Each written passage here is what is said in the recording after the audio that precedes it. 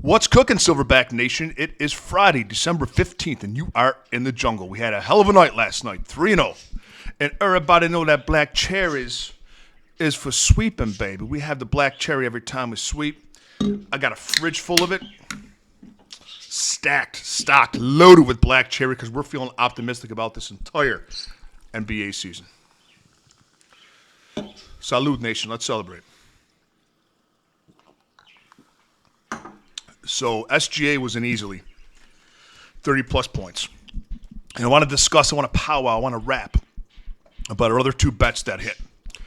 And one was Jaylen Brown. His line was over 22.5. We brought him down to 20-plus. He ended with 22 points. So his regular line wouldn't have hit. Our bet hit. Karl Anthony Towns. His line was over 22.5 points. We brought him down. I said, take him 20-plus. Ended up on the hook with 22. His regular line wouldn't have hit. Our line hit. And the static came in a little bit. When we put these bets out there saying, hey, man, these odds aren't that great. We're minus 210, minus 220, whatever it is. If I bet $50, I only win 25, whatever. And I said, wait and see. This is the way we bet because social media, from handicappers to bettors alike, is filled full. You go on every other site and you see the sour pusses, the complaints. Oh, this guy didn't hit. He was 1 point off. I would rather work for a paycheck, man, than wait to win the lottery. That's why we bet the way that we do. That's why we're 86 and 59. Those were 2-unit plays yesterday. I said, put 2 units on all these plays. They're going to hit. So we're up 15.2 units on the season. That means if you're a $100 better and you follow just our bets, you're up $1,500. If you're a $10 better, you follow just our bets, you're up $150. That's the way that we do it. That's the only way to do it. Okay. And again, a lot of the parlays, a lot of the big odds look sexy, but they don't usually hit. You're going to lose money in the long run. But I hope you get that. That's why I bet the way that I do. And you're welcome not to. Of course, you can follow or fade. These are my recommendations. This is what I'm doing. I'm putting my money on every single day. But the proof's in the pudding. This happens more often than not. We'll take someone 20, 25 plus. Their line's at 21, 22. And they'll end at 20 or 21. We'll take them at 25. They'll end at 24, or they'll end at 24 or 25, or you know what I'm saying. The line might be 26.5. We'll take them at 25. So that is the takeaway from last night. Nobody ever went broke winning a little bit of money at a time.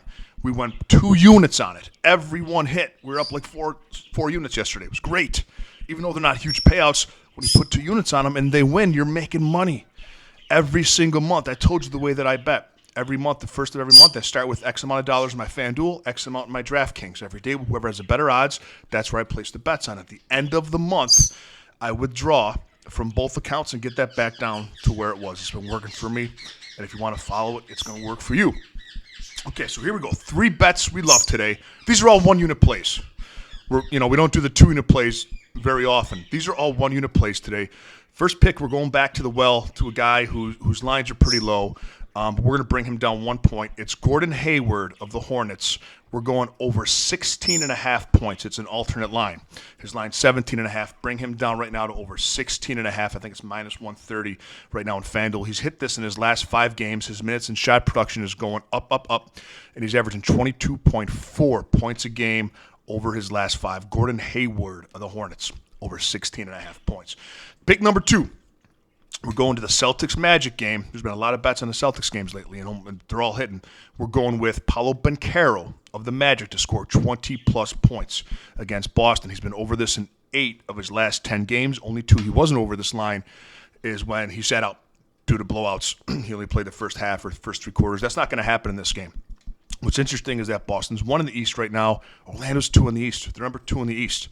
They want to win this game. He's going to be out there. He's getting a ton of minutes. He's taking a ton more shots than he did last year. And they're going to have a hard time defending Paolo. The way Boston works is that Jrue Holiday is going to defend ordinarily their best scorer, even if it's a small forward. In this case, Paolo Banchero's too big. He's a power forward. He's too big for Jrue Holiday to guard. That means Tatum and Brown are going to have to guard him. And Paolo Banchero's, most of his points come inside the paint. Brown and Tatum are better perimeter defenders. Banchero should eat pretty well tonight, 20-plus points. Last pick of the day is Kevin Durant to the Phoenix Suns to score 25-plus points against the Knicks today. His line's at 26.5. We're bringing him down just one to score 25-plus points. He's done this in 19 of 20 games this season, averaging 32.9 points his last 15 games. Only game he didn't have 25 points was the first game of the year. Take Durant today, 25-plus points. Have a great day, Silverback Nation. Don't forget to join our Discord, Silverback Bets. Don't forget to follow us on X at Silverback Bets, Facebook, and TikTok, all the mediums. I'll see you tomorrow.